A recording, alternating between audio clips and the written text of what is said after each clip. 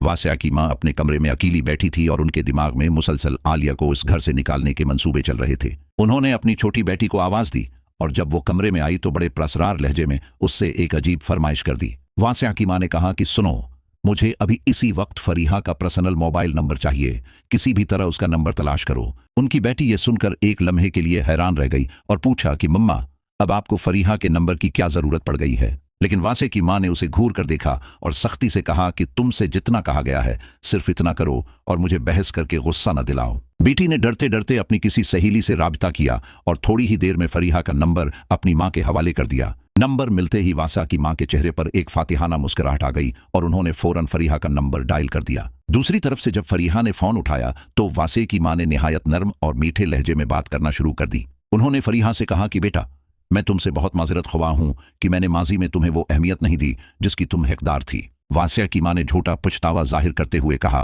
कि आलिया का इंतखाब मेरी जिंदगी की सबसे बड़ी भूल थी, तुम ही मेरे बेटे के लिए बेहतरीन थी। उन्होंने फरीहा को अपने घर आने की दावत दी और कहा कि तुम कल हमारे घर चक्कर लगाओ, मैं तुमसे मिलकर कुछ पुरानी बातें ताज़ा करना चाहती हूँ। फरीहा जो अरसलान से तलाक के बाद पहले ही तन्हा थी, उसे लगा जैसे उसकी बंद किस्मत का दरवाजा एक बार फिर खुल गया है। अगले दिन फरीहा बन सनूर कर वासे के घर पहुंच गई, जहां आलिया उसे लाउंज में बैठा देखकर बिल्कुल हका बका रह गई। आलिया के पैरों तले से जमीन निकल गई क्योंकि वो जानती थी कि यह औरत उसके बसता हुआ घर उजाड़ने की सलाहियत रखती है। वासियाओं की मां ने आलिया को देखते ही जहरीले लहजे में आवाज लगाई कि आलिया, जरा किचन में जाओ और फरीहा के लिए अच्छी सी चाय बनाकर लाओ। आलिया खामोशी से किचन में चली गई, लेकिन उसका दिल खून के आंसू रो रहा था कि उसकी सास जानबूझकर उसे नीचा दिखा रही हैं। जब आलिया चाय लेकर आई तो वासे की मां फरीहा के सामने आलिया की बुराइयां करने लगे और उसे एक आम मुलाजमा की तरह ट्रीट किया। उन्होंने फरीहा से कहा कि देखो फरीहा, अगर तुम इस घर में होती तो आज उस घर की रौनक ही कुछ और होती, ये लड़की तो किसी काम की नहीं है।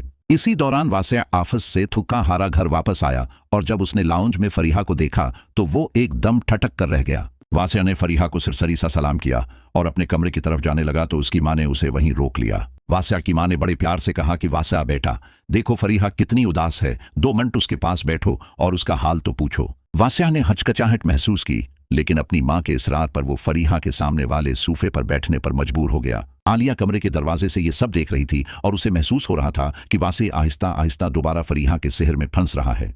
वासिया की मां अब रोजाना फरीहा को घर बुलाने लगी हैं ताकि आलिया खुद तंग आकर ये घर छोड़ने का फैसला कर ले। वो आलिया को जताती रहती हैं कि वासे और फरीहा की जोड़ी कितनी खूबसूरत थी और आलिया उन दोनों के दरमियान सिर्फ एक रुकावट है। दूसरी तरफ आलिया की बड़ी बहन माहा की जिंदगी में अरसलान ने एक अलग ही तूफान खड़ा कर रखा है, जिसका आलिया को बहुत दुख है। अरसलान ने आलिया के वालिद से 10 लाख रुपए हड़प कर लिए थे और अब वो माहा को जलील करने का कोई मौका हाथ से नहीं जाने देता। आलिया की छोटी बहन फजा, जो कि एक डॉक्टर है, उसने अरसलान को किसी दूसरी लड़की के साथ देख लिया है और वो माहा को सच बताने वाली है। फजा अब इकरम के साथ मिलकर अरसलान के खिलाफ सबूत इकट्ठे कर रही है ताकि उसे उसके इंजाम तक पहुंचाया जा सके। इकरम जो फजा की मोहब्बत में बदल चुका है, वो हर कदम पर आलिया के खानदान का साथ दे रहा है और अपनी मां की हरकतों से बीजार है।